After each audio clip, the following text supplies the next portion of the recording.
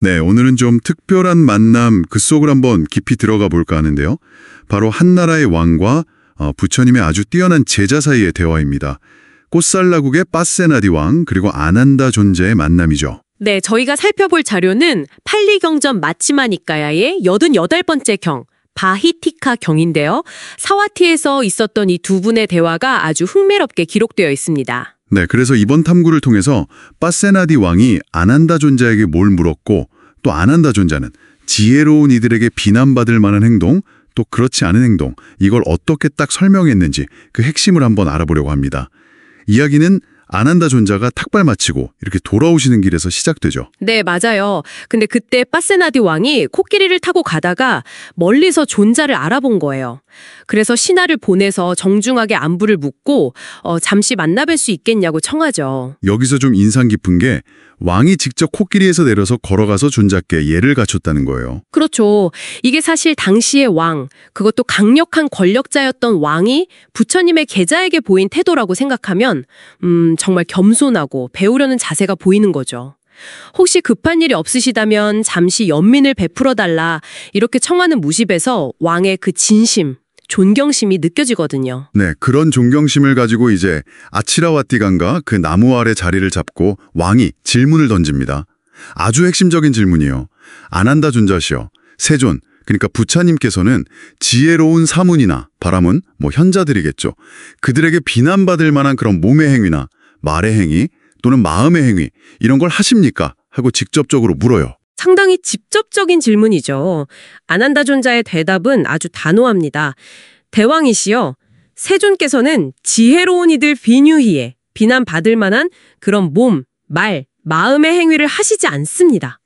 여기서 지혜로운 이들이라는 그 조건이 중요해요. 그냥 아무나 하는 비난이 아니라 정말 분별력 있는 이들의 판단을 기준으로 삼는다는 거죠.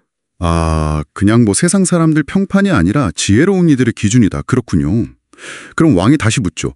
그렇다면 어떤 행위가 그 지혜로운 이들에게 비난받을 만한 것입니까? 네, 여기서 아난다 존자가 아주 체계적으로 설명을 시작합니다. 이게 참 실질적인 설명인데요. 그런 행위는 첫째, 미숙한 아쿠살라 행위다. 뭔가 서툴고 좋은 결과를 못 내는 거죠. 미숙하다. 네. 둘째, 미숙하니까 당연히 허물이 있는 사와자 행위다. 셋째, 이 허물이 있는 행위는 결국 해로운 사비아파자, 결과를 낳는다. 자신에게든 남에게든 아니면 둘 다에게든 해롭다는 거예요. 실제적인 해로움이 있다. 네. 그리고 넷째, 그 해로운 행위는 결국 괴로운 결과, 두카비파카를 가져온다. 그러니까 불행이나 고통을 초래한다는 거죠. 이게 핵심이에요. 단순히 도덕적으로 나쁘다 이게 아니라 그 행위가 실제로 어떤 해로움을 낳고 괴로운 결과를 가져오느냐 여기에 초점을 맞추는 거죠. 그렇군요. 그러니까 어떤 행동이 나한테 해롭거나 남에게 해롭거나 혹은 우리 모두에게 해를 끼치고 결과적으로는 좀 안 좋은 마음 상태, 미숙한 법, 아쿠살라 담마는 커지게 하고 좋은 마음 상태, 능숙한 법, 구살라 담마는 줄어들게 만든다면 그게 바로 지혜로운 이들이 저건 좀 그렇지 하고 비난하는 행위다. 몸으로 하든 말로 하든 마음으로 생각하든 다 마찬가지고요. 정확합니다. 아주 실용적이고 결과 중심적인 정의라고 할 수 있죠. 이게 이 대화의 또 하나의 중요한 통찰인 것 같아요.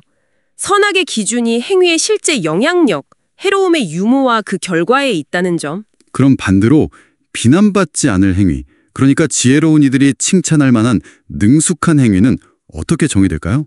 그것도 같은 구조로 설명해요. 첫째, 능숙한 큐살라 행위, 즉 유익하고 좋은 행위죠. 둘째, 능숙하니까 허물 없는 아나바짜 행위고요. 셋째, 허물이 없으니 해롭지 않은 아비악바짜, 더 나아가 이로운 행위죠. 아, 해롭지 않을 뿐만 아니라 이롭기까지 하다. 네. 그리고 넷째, 이 이로운 행위는 즐거운 결과, 수카 비파카, 즉 행복과 안녕을 가져다 준다는 겁니다. 여기서 중요한 건 그냥 해가 없는 소극적인 상태가 아니라 적극적으로 이로움과 즐거움을 만들어낸다는 거예요. 자신과 남 모두에게 이롭고 좋은 마음 상태 쿠살라 담마를 틔우는 행위죠. 아난다 존자는 덧붙여서 열애, 즉 부처님이야말로 모든 미숙함을 버리고 모든 능숙함을 갖추신 분이라고 설명을 합니다. 와, 왕이 이 명쾌한 설명을 듣고 정말 크게 감탄했다고 하죠. 놀랍습니다. 경이롭습니다. 뭐 이렇게 외치고요. 네, 그래서 처음에는 뭐 코끼리 보물, 말보물, 좋은 마을까지 주겠다고 하지만 곧 깨닫죠. 이런 물질적인 건 존잘께 어울리지 않는다는 걸요. 그렇죠. 그래서 대신에 다른 왕한테 선물 받은 아주 좋은 옷감, 바이티카라고 하는 옷감을 좀 받아달라고 간청합니다. 연민으로 받아달라고요. 이때 왕이 하는 비유가 또 재리 있어요. 제 보시 공덕이 강물이 넘쳐 흐르듯 널리 퍼져나가기를 바랍니다. 이러면서 간청하거든요. 단순히 물건을 주는 게 아니라 이 배움에 대한 감사와 그 좋은 마음이 널리 퍼지길 바라는 마음이 담긴 거죠. 아, 그런 깊은 뜻이 있었군요. 아난다 존자도 그 마음을 헤아려서 옷감을 받으셨고요. 네, 그렇습니다. 서로 존중하는 모습이 참 보기 좋습니다. 이 대화가 끝나고 아난다 존자가 부처님께 돌아가서 이 모든 이야기를 다 말씀을 드려요. 옷감도 드리고요. 그랬더니 부처님께서 옆에 있던 비구들에게 이렇게 말씀하셨다고 합니다. 네, 비구들이요. 꽃살라국 빠세나디 왕에게 이익이다. 참 잘 얻어진 이익이다. 그가 아난다를 만나고 섬길 기회를 얻는 것은 와, 부처님께서도 왕의 그 배우려는 자세, 그리고 아난다 존자를 만난 그 기회 자체가 정말 큰 이익이라고 인정해 주신 거네요. 그렇죠. 아난다 존자의 설명도 훌륭했지만 지혜를 알아보고 겸손하게 다가가서 배우려고 한 그 왕의 노력과 마음가짐 자체가 정말 값지고 행운이라는 걸 부처님께서 딱 짚어주신 거죠. 지혜를 구하는 그 과정 자체가 이미 큰 이익이라는 그런 메시지를 주는 것 같습니다. 네, 오늘 저희는 빠세나디 왕과 아난다 존자의 대화를 통해서 좋다 나쁘다를 판단하는 기준이 어쩌면 행위 자체가 실제로 미치는 영향, 즉 그것이 자신과 다른 사람들에게 해로움을 주는지 아니면 이로움을 주는지에 달려있다는 것을 명확하게 볼 수 있었습니다. 왕의 겸손함, 아난다 존자의 명료함, 그리고 그 상호 존중이 정말 인상 깊었네요. 네. 자, 그럼 마지막으로 한번 생각해 볼 거리를 던져 드리고 싶습니다.